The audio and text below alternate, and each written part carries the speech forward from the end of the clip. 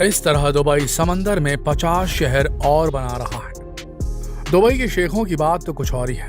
ऊंचाई में रहने का मन किया तो बुर्ज खलीफा बना डाला, और समंदर की गहराई से रूबरू होने का मन किया तो समंदर में ही शहर बसा डाला। जी हाँ, 5 किलोमीटर तक फैला हुआ यह आर्टिफिशियल आइलैंड आपके होश उड़ा देगा। और केवल इतना ही नहीं, यह आइलैंड लगभग एक शहर ही है, पूरा शहर कह सकते हैं इसे। इस आइलैंड के हर विला के सामने प्राइवेट बीच भी बनवा रहे हैं दुबई के शेख। भला इसीलिए तो कहा जाता है कि दुबई के शेखों के तो शौक ही अलग होते हैं। जरा सोचिए, समंदर से आ रही तेज लहरों को रोककर वहां पर एक लग्जरी आइलैंड बनाना, यह ख्याल अपने आप में ही होश उड़ा देने वाला है। इस वीडियो में हम आपको बताने वाले हैं कि किस तरह दुबई के शेखों की यह फरमाइश इंजीनियर्स और कंस्ट्रक्शन वर्कर्स के लिए एक बहुत ही खतरनाक सौदा साबित हो रही है। समंदर की कोस्ट लाइन असल में तो सभी देशों को नेचुरली बनी हुई ही मिलती है। जब कोई देश आजाद होता है तो उस देश को कोस्ट लाइन भी विरासत में मिलती है। जितनी लंबी कोस्ट लाइन उतना ज्यादा फायदा। तो बस फिर क्या, दुबई के शेखों को विरासत में मिली 70 किलोमीटर की कोस्ट लाइन रास नहीं आ रही थी, सेटिस्फाई नहीं कर पा रही थी उन्हें। तभी उन्होंने इस कोस्ट लाइन को 70 से 1204 किलोमीटर तक बढ़वाने का फैसला कर लिया। समंदर की तेज लहरों को रोकते हुए दुबई के इंजीनियर्स ने एक पाम शेप का आइलैंड डिजाइन कर दिया। इस पूरे आइलैंड को तैयार करने के लिए लगभग 9 करोड़ 40 लाख क्यूबिक मीटर रेत की जरूरत थी। समस्या ये थी कि ये रेत कहाँ से आएगी। अब आप सोच रहे होंगे कि आखिर दुबई को भी कभी रेत की कमी हो सकती है। तो हम आपको बता दें कि हाँ, यहाँ पर रेत एक बहुत बड़ी समस्या का विषय बन चुका था। वो इसलिए तो ये रेत दुबई के रेगिस्तान से लाकर समुद्र में नहीं डाली जा सकती थी, इसलिए रेत एक बड़ी चुनौती बनकर खड़ी हो चुकी थी। वो इसलिए क्योंकि इस पूरे काम के लिए इंजीनियर्स को ऐसी रेत चाहिए थी जो कि रेगिस्तान की रेत की जितनी बारीक ना हो और पानी में ना घुल जाए। सिर्फ इसी प्रकार की रेत आइलैंड को मजबूती दे सकती थी। इसीलिए इंजीनियर्स के बीच रेत एक चर्चा का विषय बन चुका था। लेकिन 2 महीने के हॉल्ट के दौरान इंजीनियरिंग टीम ने इसका भी सोल्यूशन निकाल दिया। इंजीनियरिंग टीम ने उस जगह का पता लगा लिया जहां से उन्हें रेत मिलने वाली थी। जी हाँ, वो जगह समंदर में ही थी। समंदर की गहराई में जो रेत होती है उसी से पूरा आइलैंड बन सकता था। अभी इंजीनियर्स ने समंदर के नीचे के उस इलाके का पता लगाया जहां पर इतनी रेत थी जिससे कि आइलैंड का कंस्ट्रक्शन कंप्लीट हो सके। फिर एडवांस मशीन्स के इस्तेमाल से समंदर के नीचे की रेत को निकाला गया। ये मशीन्स को एक मामूली मशीन्स नहीं थी। 1 घंटे के अंदर अंदर ये लगभग 8000 टन रेत अपने अंदर ले लेती थी। बस फिर इसी तरीके से आइलैंड का काम शुरू हो गया, चलता रहा। ये टेक्निक इतनी जोरदार थी दोस्तों कि समंदर की गहराई में मौजूद रेत को सीधा खींचकर एक टैंक में लिया जाता था और वहां से सीधा नए बनने वाले आइलैंड पर स्प्रे कर दिया जाता था। लेकिन ये काम इतना आसान भी नहीं था जितना सुनने में लग रहा था, क्योंकि पाम ट्री का शेप बनाने के लिए केवल एक ही लाइन ऐसी थी जो सीधी थी, बाकी सारी लाइनें कर्व शेप में बनी हुई थी। जो एडवांस मशीनरी इस्तेमाल की जा रही थी समंदर की गहराई से रेत खींचकर आइलैंड बनाने के लिए स्प्रे करने के लिए, वो सीधी लाइन तो स्प्रे कर सकती थी रेत की, लेकिन कर्व लाइन में उसे स्प्रे कर पाना, रेत स्प्रे कर पाना मुश्किल हो रहा था।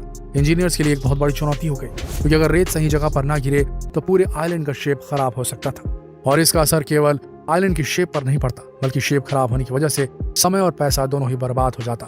तभी इंजीनियर्स ने सैटेलाइट की मदद लेना सही समझा। सैटेलाइट समय समय पर इंजीनियर्स को पूरे कंस्ट्रक्शन साइट की फोटो भेजती थी, जिससे कि इंजीनियर्स ये कंफर्म कर लेते थे कि पूरा कंस्ट्रक्शन सही शेप में चल भी रहा है या नहीं। यह पूरा काम केवल अंदाजे के बलबूते पर ही चल रहा था। समंदर पे एक आर्टिफिशियल आइलैंड बनाना अपने आप में ही एक बहुत बड़ी चुनौती है। उससे भी जबरदस्त ये है कि जब वो आइलैंड एक अजीबोगरीब शेप पर बनाना पड़ जाए तो जरा सोचिए इंजीनियरिंग टीम की क्या हालत हो रही होगी। लेकिन इंजीनियरिंग टीम ने GPS टेक्नोलॉजी की मदद से अपने रेत खींचने वाली सिस्टम को सही पोजीशन में लाना शुरू किया और उसके बाद सही तरीके से स्प्रे करके पूरा का पूरा पाम ट्री आर्टिफिशियल आइलैंड बना डाला। आपको जानकर हैरानी होगी कि दुबई के शेख मोहम्मद बिन सलमान ने पूरी इंजीनियरिंग टीम को सिर्फ और सिर्फ 2.5 साल का समय दिया था इस पूरे काम को अंजाम देने के लिए। एक तो इतना पेचीदा काम और उस पर भी इतना कम समय। ये पूरा प्रोजेक्ट इंजीनियरिंग टीम के लिए किसी चुनौती से कम नहीं। मतलब कि लगभग 21 महीने में इंजीनियरिंग टीम को केवल ब्रेक वाटर ही नहीं बल्कि पूरा आइलैंड भी तैयार करके खड़ा करना था। ब्रेक वाटर उसे कहा जाता है, पानी को आइलैंड के अंदर घुसने से रोकने के लिए जो वॉल खड़ी की जाती है उसे ब्रेक वाटर कहा जाता है। तो इंजीनियरिंग टीम को सिर्फ 21 महीने का वक्त मिला था ब्रेक वाटर डिजाइन करने के लिए, नहीं कि वाटर बाउंड्री डिजाइन करने के लिए और साथ में पूरा आइलैंड भी तैयार करने के लिए। बेचारे इंजीनियर्स तो बुरी तरीके से फंस चुके थे। सबसे बड़ी चुनौती ये थी कि यदि पहले बाउंड्री वॉल का काम किया जाए और उसके बाद आइलैंड का कंस्ट्रक्शन शुरू किया जाए तो यह पूरा काम दिए गए समय में कंप्लीट हो पाना पॉसिबल ही नहीं था। वहीं दूसरी तरफ अगर आइलैंड का काम पहले किया जाए तो ब्रेक वाटर ना होने की वजह से अगर एक तेज लहर भी आ जाए तो पूरा बना बनाया काम पानी में मिल जाता। समस्या काफी गंभीर थी, लेकिन इंजीनियरिंग टीम को भी कुछ न कुछ रास्ता निकालना था और इंजीनियरिंग टीम भी कुछ कम नहीं थी। इंजीनियरिंग टीम ने यह फैसला किया कि आयरलैंड और ब्रेकवाटर दोनों का काम साथ साथ चलेगा। इससे वो दोनों खतरों से डील कर पाएंगे। आखिर और ऑप्शन भी क्या था? अभी ये प्रॉब्लम सॉल्व होने की कगार पर थी कि एक दूसरी आफत सामने आ गई। पर ये वाली मुसीबत शेखों की दी हुई नहीं थी, बल्कि प्रकृति की दी हुई थी। जी हाँ, सर्दियों के मौसम में अरेबियन गल्फ में स्टॉर्म आना बहुत आम बात है। तेज हवा की वजह से गल्फ में सैंड स्टॉर्म और दूसरे स्टॉर्म्स भी आने शुरू हो गए। ये बहुत ही खतरनाक और भयानक रूप ले लेते हैं, जिसकी वजह से कंस्ट्रक्शन का काम तो दूर बल्कि समंदर में सफर करना भी खतरे से खाली नहीं होता। और इंजीनियर्स के लिए ये बहुत जरूरी था कि जब तक ब्रेक वाटर का काम चल रहा था तब तक समंदर पूरी तरह से शांत रहे। समंदर में थोड़ी भी हलचल पूरा काम बिगाड़ सकती थी। ऐसे में अगर समुद्री तूफान आ जाए तो जाहिर सी बात है एक पत्थर भी इधर से उधर नहीं किया जा सकता। इसकी वजह से इंजीनियर्स को लगभग 2 महीने के लिए पूरा कंस्ट्रक्शन का काम रोकना पड़ा। लेकिन दुबई के शेखों के लिए ये कोई बड़ी बात नहीं थी। इस स्ट्रक्चर को खड़ा करने के लिए लगभग 99 लाख टन पत्थरों का इस्तेमाल हुआ। लेकिन चौंकाने वाली बात तो यह है कि इंजीनियर्स के मुताबिक पूरे 99 लाख टन पत्थर सही पोजीशन में होने चाहिए। उसमें से अगर एक पत्थर भी अपनी जगह से हिला या गलत जगह पर प्लेस हो गया तो पूरा आइलैंड ही लहरों की चपेट में आ सकता था। इसी बात को कंफर्म करने के लिए इस आउटर बाउंड्री के कंस्ट्रक्शन के दौरान सही प्लेसेस पे सारे पत्थरों को रखा गया है कि नहीं, इसे चेक करने के लिए स्कूबा डाइवर्स को 30 मीटर की गहराई में उतारा जाता था और इनका काम होता था उस गहराई में जाकर पत्थर की पोजीशन को नोट करना। इसके बाद वे ऊपर बैठी टीम को कंफर्मेशन देते थे, तब कहीं जाकर अगले पत्थर की बारी आती थी।